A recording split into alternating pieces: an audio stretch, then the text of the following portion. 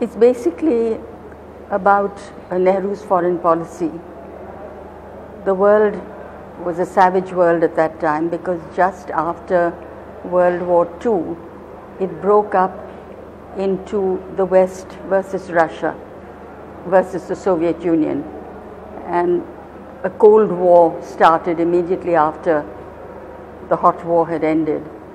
That was the savage world that Nehru and other newly liberated Asian countries and African countries liberated from colonial domination were having to deal with. And so I cover his non-alignment policy, which gave our country and other countries the option of remaining out of this Cold War, of not being dominated by either side, and of making our own decisions on the merits of each case. So basically it is about that. But I've also included a lot of personal episodes and anecdotes about Nehru and about that particular time. And I bring in other policies of his also, like the very beginning of Panchayati Raj, the abolition of Zamindari, things of that kind. But it is not an academic book. It's for the general reader, and it is about Nehru as a human being also.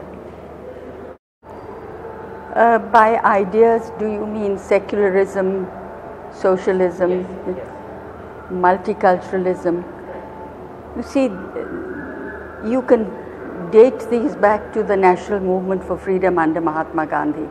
That was the first great countrywide political movement that united India, which cut across caste and class, region, language, gender, brought Indians together under one mantle. And it was that idea of India that was carried forward into independence, and which the Congress Party then represented through its period in power. Well, his role was crucial because he was the first Prime Minister of India, and his governments were in power for 17 years. 17 very crucial years, which brought India out of colonial stagnation into development. When I hear people talking about development with a capital D today, I want to laugh.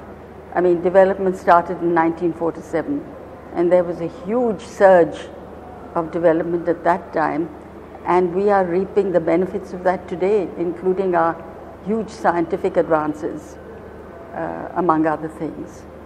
So his role and the role of his government was to establish at the very beginning democracy through universal suffrage. For the first time in history, it had never happened in any country before. Development had always come before democracy. Nehru established democracy, the right of every adult Indian to vote, before development, because he believed passionately in equality and democracy.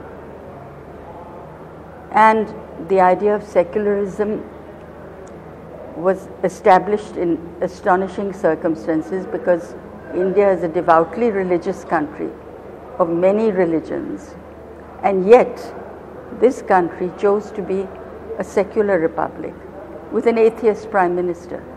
It's a most unique situation, and that idea was carried forward until today, when I'm afraid it's being heavily attacked by the RSS government, which we now have, which wants to turn us into a Hindu nation. We are not a Hindu nation.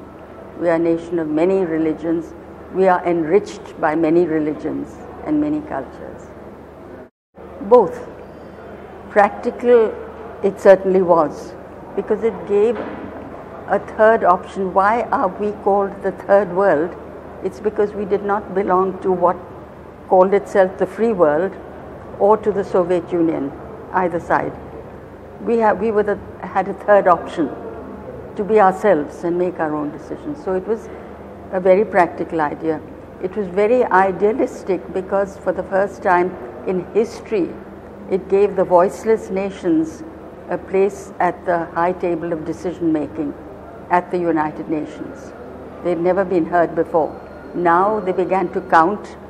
They were growing in numbers as each country was freed from colonial rule. It became a member of the United Nations. It affected the voting in the United Nations. So it gave people who had never mattered the opportunity to matter in all the important political decisions of the time.